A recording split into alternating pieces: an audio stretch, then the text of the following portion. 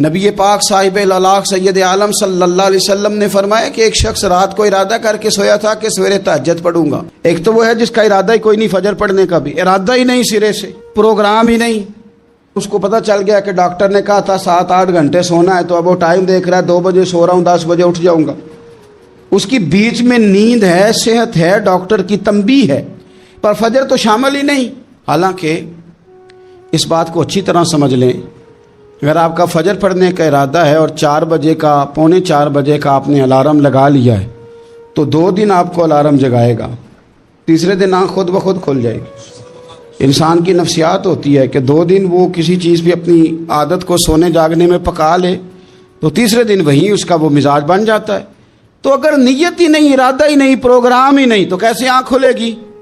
بلکہ پھر تو یہ ہوتا ہے کہ ایک دفعہ آنکھ کھل بھی جاتی ہے، بندے اٹھ بھی جاتے ہیں پر اٹھتے ہی نہیں، نماز کا وضو ہی نہیں کرتے، آگے بڑھتے ہی نہیں، ہمت ہی نہیں کرتے۔ لیکن حضور کیا فرما رہے ہیں؟ کریم محبوب علیہ السلام فرمانے لگے جس کا تہجد پڑھنے کا ارادہ تھا لیکن نیند غالب آ گئی، اٹھ نہیں سکا۔ حضور فرماتے ہیں نیند تو اب اس نے پوری کر ہی لی ہے نا، پر ارادہ تھا تہجد پڑھنے کا۔ تو محبوب فرماتے ہیں نیند رب کی طرف سے صدقہ ہو گئی اور تہجد کا بھی اللہ نے ثواب عطا فرما دیا۔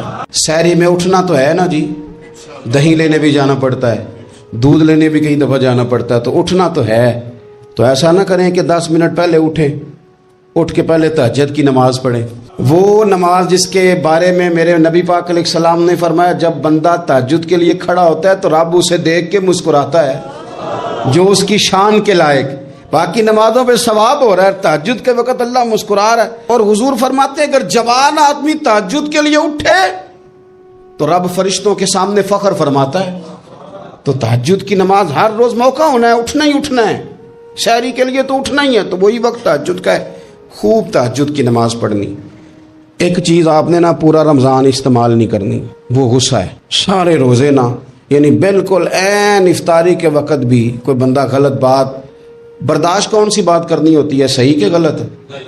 صحیح کو تو برداشت کرنے کی ضرورت ہی نہیں ہوتی، برداشت کرنی غلط بات ہوتی ہے، اس کو سہنا ہے، اسے کہنا یار روزے ہیں، رب کی رحمت برس رہی ہے، جا میں نے تجھے اللہ کی رضا کے لیے معاف کیا۔ اور ذہن میں حدیث رکھنی ہے کہ حضور نے فرمایا تو رب کے بندوں کو معاف کر، اللہ تجھے معاف فرمائے گا۔ رمضان شریف میں اور سعادت کے ساتھ اور پیار کے ساتھ، اور غیبت نہیں کرنی کسی کی بھی، کسی ادارے کی نہیں، کسی بندے کی نہیں، غیبت نہیں کرنی۔ آپ کو حدیث میں ملے گا کہ نبی پاک علیہ السلام نے کچھ بیویوں سے کہا تھا کہ تم نے تو روزہ توڑ دیا ہے اور تم نے حلال کے ساتھ رکھا تھا، حرام کے ساتھ توڑ دیا۔ یا رسول اللہ کس طرح؟ فرمایا غیبت نہیں کی تم نے، مردہ بھائی کا گوشت نہیں کھایا، یہ بہت بڑا جرم ہے، اس سے بچنا ہے۔ موبائل کم استعمال کرنا ہے، اور مہربانی کریں کم خبریں دیکھیں، جو خبریں عورتیں پڑھتی ہیں ان خبروں سے بھی پرہیز کریں۔ کوئی ہم نے بڑا سال 11 مہینے سیاسی تبصرے کر لیے، کیا انقلاب آیا پھر ملک میں؟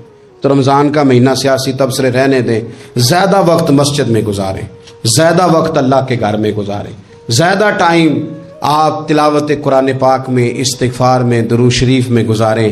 حضرت ابو الحسن رحمۃ اللہ تعالی علیہ حضرت معاذ ابن جبل رضی اللہ تعالیٰ عنہ کے پاس بیٹھا کرتے تھے۔ فرماتے ہیں ان سے جو پیار بڑھا تو پھر میرا مصلی سے بھی بڑھ گیا۔ تابعی ہیں، فرماتے ہیں صحابی رسول سے محبت ہوئی تو ذکر سے بھی ہو گئی، پھر درود شریف سے بھی ہو گئی، محبت ان سے بڑھی تو پھر اللہ نے مسجد کا پیار بھی بڑھا دیا۔ آپ فرماتے ہیں کہ میری ہر وقت طبیعت چاہتی تھی کہ بس اللہ اللہ کروں، بس اللہ اللہ کروں، بس نہ میں ذرا تھوڑی جان چھڑاؤں لوگوں سے، کو 10 منٹ ملے تو میں کو 4 نفل پڑھ لوں، میں تھوڑا سا نہ بچوں لوگوں سے، اور مجھے تسبیح ملے تو میں نہ کچھ 400-500 دفعہ استغفار پڑھوں، سبحان اللہ، الحمدللہ، اللہ اکبر، لا حول ولا قوت الا باللہ، میں نہ تسبیحات پڑھوں۔ فرماتے ہیں کہ بچے تھے گھر میں 6-7، غربت تھی، کام ملتا کوئی نہیں تھا، اور میں کام چور نہیں تھا، کام ڈھونڈتا تھا، پر اللہ کی قدرت کے کام نہیں ملتا تھا۔ فرماتے ہیں کہ میں نے ایک دن اپنی اہلیہ سے کہا کہ آج میں پھر جاتا ہوں کام ڈھونڈنے، تو میری بیوی بڑی فرما بردار تھی، پر اس دن نہ غربت کے ہاتھوں تنگ آ کے کہنے لگی آج نانا کوئی تو چیز لے کے آیا، تو مجھ سے بچوں کی بھوک نہیں دیکھی جاتی، یہ سب روگاں دا روگ محمد جس دا نام غریبی، کنڈ بلا کے لنگ جاندے نی دوست یار قریبی، آج نہ کچھ لے کے آیا تو میں بچے لے کے چلی جاؤں گی۔ شیخ فرماتے ہیں کہ میں بڑا پریشان گھر سے نکلا، پر میں نے صبح سے لے کے زور تک کام ڈھونڈا، کام ملا کوئی نہیں. تو میرے دل میں خیال آیا چلو کام نہیں ملتا تو اللہ اللہ تو کرے نا, چلو بندوں کی مزدوری نہیں ملتی تو رب کریم کی عبادت ہی کرتے ہیں. فرماتے ہیں کہ میں نے نا فرات کے پانی سے وضو کیا, نہر کے, شدید دھوپ تھی, ساتھ ریت تھی اور ریت تپ رہی تھی. میں نے اپنا رومال وہیں مصلی کے طور پر بچھا لیا اور فرماتے ہیں کہ زور سے لے کر عصر تک نماز پڑھی, دھوپ بھی پورے زور پہ پر میرے سجدے کا ذوق بھی پورے زور پہ. فرماتے ہیں سورج بھی چمک رہا ہے اور رب کی عبادت کا ذوق بھی پورے زور پہ. میں سجدہ کروں تو پھر میرا اٹھانے کو جی نہ چاہے.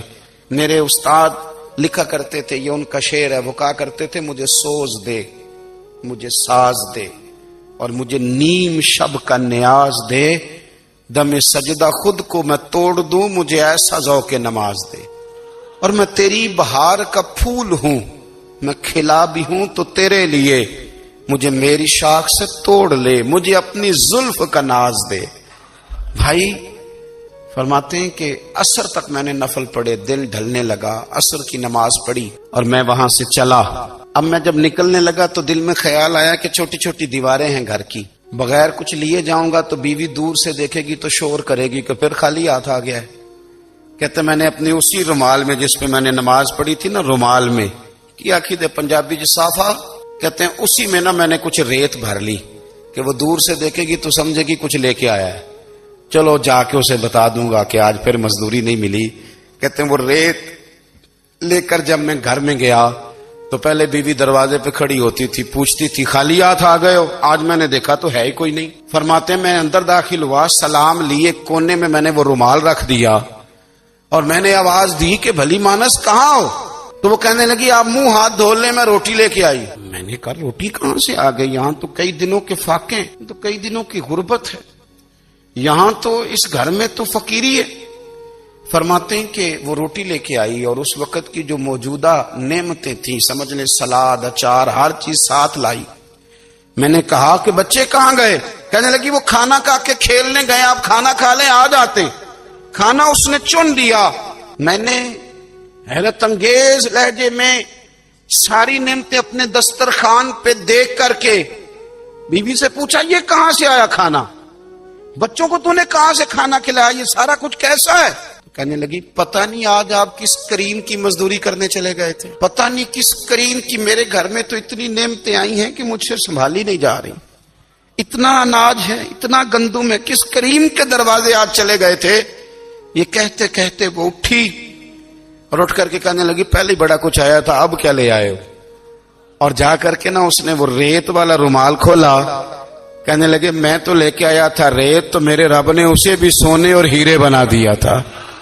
جب آپ کی توجہ اللہ کی جانب, میرے نبی پاک صلی اللہ تعالی علیہ وسلم نے فرمایا ہر چیز اپنے رب سے مانگ, ہر چیز مانگ, ہر چیز مانگ. یا رسول اللہ کیا کچھ؟ میرے محبوب نے فرمایا تیرے گھر میں نمک بھی ختم ہو جائے تو وہ بھی اپنے رب سے مانگا کر, تو مانگنا وہ تجھے دے گا, تو اس کی بارگاہ میں کشکول طلب دراز تو کرنا. اور ترمذی شریف میں عجیب لفظ ہیں, رسول کائنات نے فرمایا, رب کریم فرماتا ہے جب میرا بندہ ہاتھ اٹھاتا ہے نا تو مجھے حیا آتی ہے کہ میں خالی کیسے لوٹا دوں اس کے. اتنے بڑے بادشاہ کی بارگاہ میں جب انسان کا رشتہ اپنے مالک کے ساتھ ہوتا ہے پھر تو غم بھی کچھ نہیں کہتے, پریشانیاں بھی کچھ نہیں کہتی, پھر تو زندگی صبر والی, پھر تو زندگی توکل والی, پھر تو زندگی بھروسے والی. پھر انسان اپنے آپ کو رسوا نہیں کرتا, دنیا داروں سے امیدیں اس کی ختم ہو جاتی, امیدیں اللہ رسول سے لگا لیتا ہے, مضبوط ہو جاتا ہے, مضبوط, طاقتور ہو جاتا ہے, خوددار ہو جاتا ہے, باوقار باعزت ہو جاتا ہے. حضرت بہلول دانا رحمت اللہ علیہ بیٹھے تھے تو ہارون رشید حج کر کے آ رہا تھا, تو رستے میں حضرت شیخ سے ملاقات ہو گئی. تو السلام علیکم کے بعد کہنے لگا حضور کوئی حکم ہو تو بتائیے گا.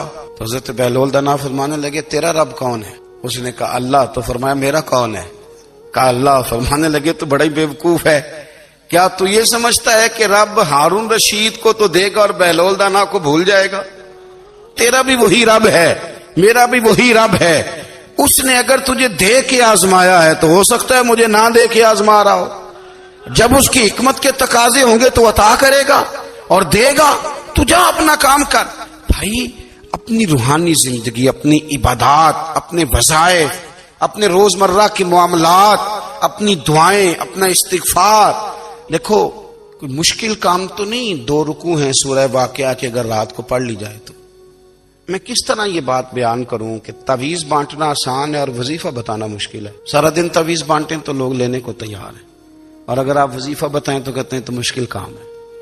او خدا کے بندے، اگر آپ کا تعلق قرآن پاک کے ساتھ مضبوط ہو، قرآن پاک کے ساتھ اگر آپ کا رشتہ ہو، لوگ سفارشیں ڈھونڈتے ہیں نا دنیا میں، کوئی تعلق مل جائے تو میرا کام ہو جائے. دنیا میں اتنا مشکل معاملہ ہے، آخرت میں مجھے بتائیے گا کتنا مشکل معاملہ ہوگا. میرے نبی پاک صلی اللہ تعالی علیہ وسلم نے فرمایا جو لوگ سورہ ملک پڑھا کرتے تھے نا، سورہ ملک، یہ سورت ملک قیامت میں ان کی سفارش کرے گی، اور اس طرح کرے گی کہ کہے گی اے اللہ یہاں اس بندے کو جنت میں داخل کر دے یا مجھے قرآن پاک سے علیحدہ کر دے. تو رب فرمائے گا جا اس کا دامن تھام کے اسے جنت تک پہنچایا. آپ بات کو سمجھیں، جب آپ کے تعلقات اپنے معاملات کے ساتھ مضبوط ہوں گے، یہ نبی کریم نے وعدہ کیا ہے کہ تو سورت واقعہ پڑھ، تیرے گھر میں فاقہ نہیں آئے گا. حضرت عبداللہ ابن مسعود رضی اللہ تعالیٰ عنہ بیمار تھے تو حضرت عثمان غنی رضی اللہ تعالیٰ عنہ تیمارداری کے لیے تشریف لے گئے اور جا کر کے کہا کہ آپ بڑے بیمار ہیں، آپ کی بیٹیاں زیادہ ہیں، میں چاہتا ہوں کہ خزانے میں سے کچھ مدد کروں. تو سیدنا عبداللہ ابن مسعود رضی اللہ تعالیٰ عنہ اٹھ کے بیٹھ گئے اور کہنے لگے امیر المومنین، اللہ آپ کو میری طرف سے، میری بیٹیوں کی طرف سے بہتر صلہ دے. میری بیٹیوں کو کسی خزانے کی ضرورت نہیں، میں نے انہیں خزانہ دے دیا ہے. کہا جناب آپ نے کون سا خزانہ دیا ہے، میں آپ کے مالی معاملات کو جانتا ہوں. تو فرمانے لگے امیر المومنین، میرے نبی کریم نے فرمایا ہے جو سورت واقعہ پڑھے اسے کبھی فاقہ نہیں آتا، میں نے بیٹیوں کو یاد کرا دی ہے، یہ خزانہ میں نے انہیں دے دیا ہے. وہ سارے والدین سنیں جو بیٹیوں کے لیے پریشان رہتے ہیں. حضرت عبداللہ ابن مسعود نصیحت کر رہے ہیں، فرمانے لگے میں نے سورت واقعہ یاد بھی کرا دی ہے، پڑھنے کی عادت بھی ڈال دی ہے. حضور نے فرمایا ہے جو سورت واقعہ پڑھے اسے فاقہ نہیں آتا. کہنے لگے چاند تو اپنی جگہ چھوڑ سکتا ہے، سورج گر سکتا ہے، تارے ٹوٹ سکتے ہیں، پر مدینے والے رسول کی بات غلط نہیں ہو سکتی. حضور نے فرمایا فاقہ نہیں آئے گا تو انشاءاللہ کبھی بھی نہیں آئے گا. کرنے کا کام یہ ہے کہ ہم اپنے معاملات، اپنی عبادات، اپنی دعائیں، کبھی 10 منٹ عادت ہو جائے نا دعا مانگنے کی علیحدہ سے رات کو. حضور نے فرمایا جو فرض نماز کے بعد دعا مانگے اللہ اس کی قبول کر لیتا ہے. نبی پاک صلی اللہ تعالی علیہ وسلم نے فرمایا اللہ مسافر کی دعا قبول فرماتا ہے. حضور نے فرمایا اللہ مظلوم کی دعا قبول فرماتا ہے. حضور نے فرمایا بیمار سے دعا کراؤ اللہ اس کی دعا قبول فرماتا ہے. میرے نبی پاک نے فرمایا ماں باپ جب بھی اولاد کے لیے ہاتھ اٹھائیں، ویسے تے بلے شاہ تو آسمانی اڈدیاں ہی پھڑ دیں، جڑا گھر بیٹھا انہوں پڑے گا ہی نہیں. حضور فرمانے لگے ماں باپ جب بھی اولاد کے لیے دعا فرمائیں اللہ ان کی دعا کو قبول کرتا ہے. آپ اپنا تعلق بنائیں دعا کے ساتھ، عبادت کے ساتھ، مصلی کے ساتھ رشتہ بنائیں، استغفار پڑھیں. صلاح الدین ایوبی صلیبی جنگوں میں تھے، رات کو مسجد اقصیٰ میں نماز پڑھی تو پریشان تھے. ایک بزرگ سے ملاقات ہوئی تو وہ کہنے لگے کہ آپ بڑے پریشان ہیں. کہنے لگے حضور پریشان اس لیے ہوں کہ پہلے ہی مسلمان کمزور ہے، اب میں نے سنا ہے دشمن کا ایک بحری بیڑا وہ جنگی سامان سے بھرا ہوا آ رہا ہے، تو اب ان کے پاس اور تلواریں اور نیزے آ جائیں گے، مسلمانوں کے پاس پہلے ہی وسائل کی کمی ہے، پریشان ہوں کس طرح کر کے مقابلہ کریں گے. یہ بات کہتے ہی صلاح الدین ایوبی نے بزرگوں سے کہا حضور آپ بھی دعا کرنا، دعا کی بڑی طاقت ہے. میرے نبی پاک نے فرمایا دعا مومن کا ہتھیار ہے، دعا مومن کا، دعا مومن کا. حضور نے فرمایا تقدیر کو سوائے دعا کے کوئی چیز نہیں بدل سکتی. دعا مومن کا ہتھیار ہے، یہ کافر کے پاس کوئی نہیں، یہ ہتھیار ہے مومن کا. اللہ کرے آپ کو سمجھ آئے. پھر سنیں کئی بار کہہ چکا ہوں یہ ہتھیار ہے. کافر کے مقابلے میں جو تیرے پاس سب سے بڑا ہتھیار ہے وہ دعا ہے. دعائیں کرانی چھوڑ دی، کرنی چھوڑ دی، لینی چھوڑ دی. حضرت سیدنا انس بن مالک رضی اللہ تعالیٰ عنہ فرمایا کرتے تھے میں نے وہ رنگ دیکھا ہے جب حضور دعا مانگتے تھے اور حضور کی مقدس آنکھوں میں آنسو بھی ساتھ ہی بہا کرتے تھے، میں نے وہ انداز دیکھا ہے. تو صلاح الدین ایوبی بزرگ سے کہنے لگے آپ بھی دعا کیجیے، اور خود رونے لگے اور سر سجدے میں رکھ کے رونے لگے اور عشاء سے لے کر فجر تک روئے، خوب روئے. صبح وہ بزرگ آئے تو صلاح الدین ایوبی کا خوبصورت اور ہنستا ہوا چہرہ دیکھا. کہنے لگے آپ بڑے خوش ہیں, رات تو میں نے بڑے روتے ہوئے دیکھا تھا. تو کہنے لگے حضور وہ جو بحری بیڑا آ رہا تھا نا وہ پانی میں ڈوب گیا ہے, اب وہ نہیں آ رہا, ابھی خبر آئی ہے تو میں بڑا خوش ہوں. بزرگ کہنے لگے اٹھ سینے سے لگ اور سن ایک بات, وہ بحری بیڑا پانی میں نہیں ڈوبا, وہ تیرے آنسوؤں میں ڈوب گیا ہے. وہ جو تو رات رویا ہے نا رب کریم کی بارگاہ میں تو وہ ڈوب گیا ہے. بھائی اپنا مصلے کا, عبادت کا, وظائف کا, اللہ اللہ کا سلسلہ اس کو مضبوط کرے, اپنی دعاؤں کے تعلق کو مضبوط کرے. دعائیں بڑے انقلاب برپا کر دیتی ہیں. ہم تھوڑے تھوڑے نا جب سے خشک ہوئے ہیں نا, خشک, اور میری تو جماعت ہی صوفیاء کی جماعت تھی. ہم تو داتا علی اجمیری کی جماعت سے, ہم تو خواجہ اجمیری کی جماعت سے, ہم تو شیخ احمد فاروق سرہندی کی جماعت سے, ہم تو صوفیاء کی جماعت. ہماری جماعت نے بھی وہ تعلق جو ہمارے بزرگوں نے بنایا تھا. بزرگ اللہ کے قریب کیسے جاتا ہے؟ تو ہمارے یہاں نا بہت سارے لوگ کہتے ہیں جی نظر ہو گئی تو کام ہو گیا. بھائی جو بخاری مسلم میں طریقہ ہے نا اللہ کا قرب پانے کا وہ تو نفل ہے. نبی کریم علیہ الصلوۃ والسلام نے فرمایا بندہ نفلوں کے ذریعے رب کے قریب جاتا ہے, اور اتنا قریب جاتا ہے کہ پھر اللہ اس کی زبان بن جاتا ہے, اللہ اس کی آنکھیں بن جاتا ہے, کان بن جاتا ہے, ہاتھ اور پیر بن جاتا ہے. تو یہ تو عبادت ہے, یہ تو اللہ کی بارگاہ کی حاضری ہے جو آپ کو اللہ کے قریب کرے گی. تو اپنے نماز کو اہمیت دے کے ادا کریں, نمازیں موبائل بند کر کے ادا کریں. لیکن نا کچھ لوگ کہتے ہیں مجھے ٹائم نہیں ملتا نماز کا, تو میں کہتا ہوں یہ آپ نے بڑی جرت کی بات کی ہے. مجھے کو میرا پیر بھائی کہہ دینا میرے پاس ٹائم نہیں آپ کو ملنے کا, تو میں کہتا ہوں آج کے بعد آنا ہی نہ. تو کیا سمجھتا ہے, تو بہت بڑا آدمی ہے, تیرے پاس ٹائم نہیں ہے اور ہمیں ملنے کا ٹائم, موج کر. تو آپ نے اللہ رسول کو کہہ دیا ٹائم نہیں. اور عجیب فلسفہ ہے نا, کہا جائے نماز پڑھنے آؤ تو کہتے ہیں کپڑے ٹھیک نہیں, اور کہا جائے کہ آؤ ذرا دعوت پہ چلیں تو کہتے ہیں 1 منٹ ٹھہر میں کپڑے بدل کے آیا. نماز کے لیے کہا تو کہتا ٹھیک نہیں, دعوت کے لیے کہا تو کہتا میں ذرا تیاری کر لوں, یوں جانا مناسب نہیں. یہ معاملہ ٹھیک نہیں. رب تو فرماتا ہے کہ جب تو مسجد میں آ تو زینت اختیار کر کے آ, خوب ذوق سے دعا مانگیں, خوب شوق سے نماز پڑھیں, خوب استغفار کا مزاج بنائیں. آپ لوگوں کے بیچ رہ کے سوکھ حاصل کرنا چاہتے ہیں. قبولیت بڑی نعمت ہے. کچھ لوگوں کے پاس قابلیت بڑی ہوتی ہے پر ان کی قبولیت. 2 بھائی تھے, ملا فضل اور فیضی اکبر کے دربار میں, بڑے عالم. قرآن مجید کی تفسیر لکھی ہے اور ایسے لفظ کوئی استعمال نہیں کیے جن پر کوئی نقطہ آئے, بے نقطہ تفسیر. بڑے بھائی کا حافظہ اتنا مضبوط تھا کہ وہ کسی چیز کو 1 دفعہ سنتا تھا تو یاد کر لیتا تھا. چھوٹے بھائی کا حافظہ اس طرح کا تھا کہ وہ 2 دفعہ سنتا تھا تو یاد کر لیتا. ایک شخص اپنا قصیدہ شاعری بادشاہ کے لیے لکھ کے لایا, تو اس نے جب دربار میں سنایا تو بڑا کہنے لگا بادشاہ یہ تو شعر ہی میرے ہیں. اس نے کہا آپ کے کیسے ہیں؟ کہا میں سناؤں. تو آپ نے ابھی اشعار سنے ہیں, 1 دفعہ سن کے یاد نہیں ہوتے. کوئی بندہ دعویٰ نہیں کر سکتا کہ مجھے یاد ہو گئے. لیکن وہ بڑے بھائی کو چونکہ اس کا حافظہ اتنا زیادہ تھا, اس نے 1 دفعہ سنے اور اس نے سنا دیے. تو اب بادشاہ کو یقین ہو گیا یار حد ہو گئی, یہ تو نہیں نہ ہو سکتا کہ اس کو اس نے سنا دیے. تو چھوٹے والا کہنے لگا بادشاہ سلامت یہ واقعی میرے بھائی کے شعر ہیں, یہ تو مجھے بھی آتے, کیونکہ وہ 2 دفعہ سن کے یاد کر لیتا تھا. بڑے 1 دفعہ شاعر سے سنا, 1 دفعہ بڑے بھائی سے سنا, اب 2 دفعہ سننے پہ یاد ہو گیا. جب اس نے بھی سنا دیے تو بیچارے شاعر کو سزا مل گئی اور ان دونوں کو انعام مل گیا. بلا کا حافظہ, بلا کے قابل, کمال ڈگریاں, کمال باتیں, کمال علم و فن, لیکن ان کی قبولیت نہیں تھی. بادشاہ کے ناجائز کاموں میں بھی اس کو سپورٹ کرتے, فتوے دیتے, اور بادشاہ کو گمراہ کرنے میں انہوں نے بڑا کردار ادا کیا. اسی دور میں ایک مرد کلندر کو اللہ نے قبولیت عطا فرمائی جن کو شیخ احمد فاروقی مجدد الفسانی کہا جاتا ہے. انہوں نے دین کی تبلیغ کی, کام کیا, خدمت کی, ان کی خدمت قبول ہوئی.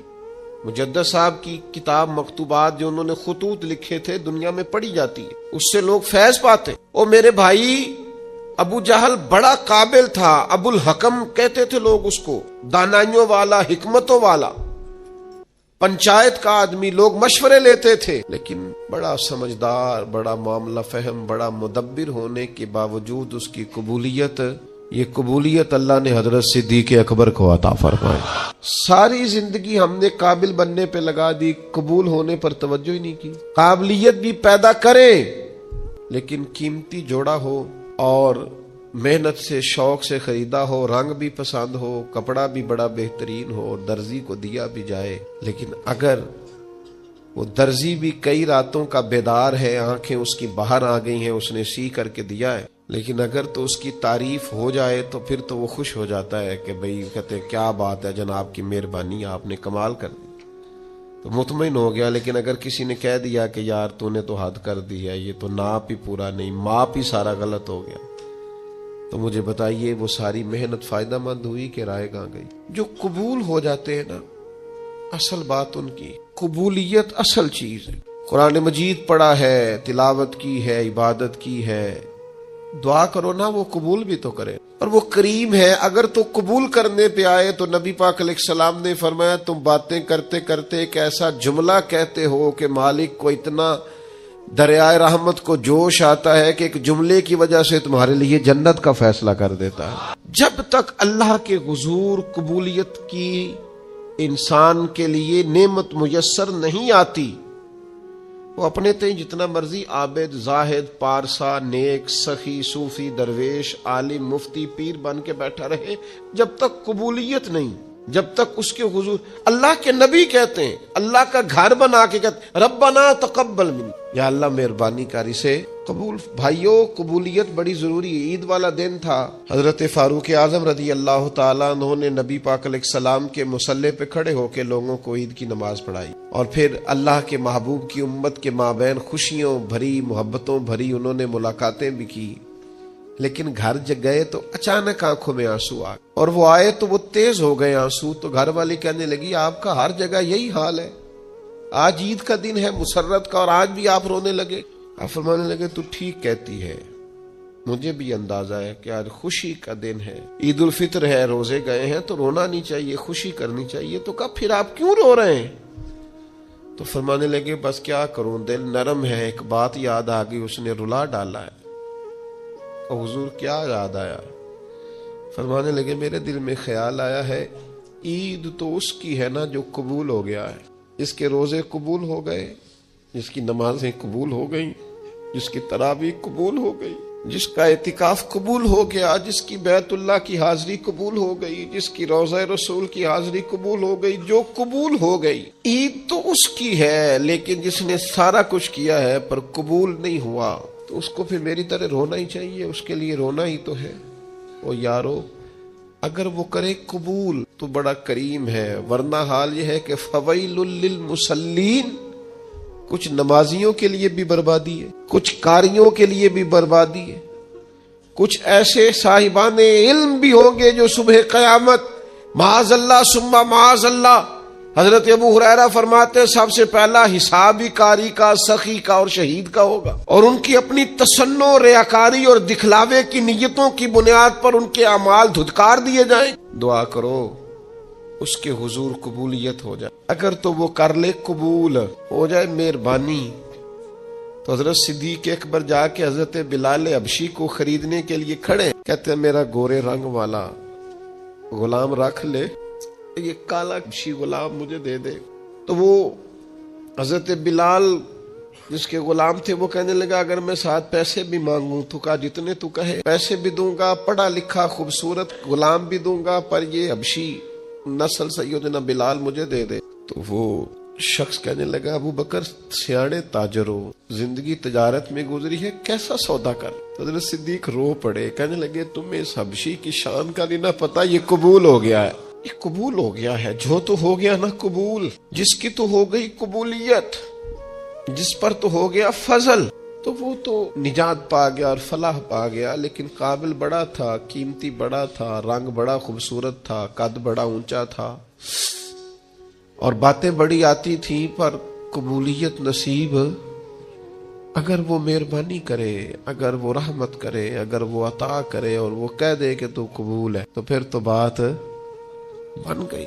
دیکھو نا یہ قبول ہوئے۔ صحابہ فرماتے ہیں ایک شخص زرہ پہنے حضور کی بارگاہ میں آیا کہ یا رسول اللہ پہلے جہاد کروں کہ پہلے کلمہ پڑھوں؟ تو نبی پاک نے فرمایا تو پہلے کلمہ پڑھ پھر جہاد کر۔ نے کلمہ پڑھا، جہاد کیا، شہید ہو گئے، حضور اس کے سرانے کھڑے ہیں، دیکھو قبول ہو گیا، یہ دیکھو سرانے حضور کھڑے، ابھی آیا تھوڑی دیر پہلے، थोड़ी देर पहले अभी आया, थोड़ी देर हुई एक आया कालियां जुल्फां वाला, एवं 2 घड़ियां मेरे मन विच रुकिया ते कर गया नूर उजाला। हुजूर सराहने खड़े हैं और मुस्कुरा मुस्कुरा के फरमा रहे हैं, देखो अमल थोड़ा किया है और अजर ज्यादा ले गया है। ये कबूल हो गया है ना, ये कबूल। सलमान फारसी कबूल हो गए, बिकते बकाते दरवाजा रसूल पे आए, सलमान कबूल हो। सलमान फारसी हुजूर की बारगाह के मकबूल हो गए, वो खिदमत आली मर्तबत में रहने लगे। सलमान फारसी को आजाद कराना था तो उनके लिए बंदोबस्त भी हुजूर करा, उनके लिए खेत और पौधे तैयार किए जा रहे हैं, बंदोबस्त हो रहा है। सलमान कबूल हो गए। फिर इतने कबूल हुए, इतने कबूल हुए, कहां से बिकते बिकाते आए थे, तेरी तलाश में फिरा मैं जंगल पहाड़ और दश्त में। और फिर इतने कबूल हुए कि महबूब करीम ने फरमाया, लोगों इसे गैर न समझना, सलमान मिन्ना अहलिल बैत, काबिलियत भी तलाश करो लेकिन दुआ करो ना वो कबूल भी करे।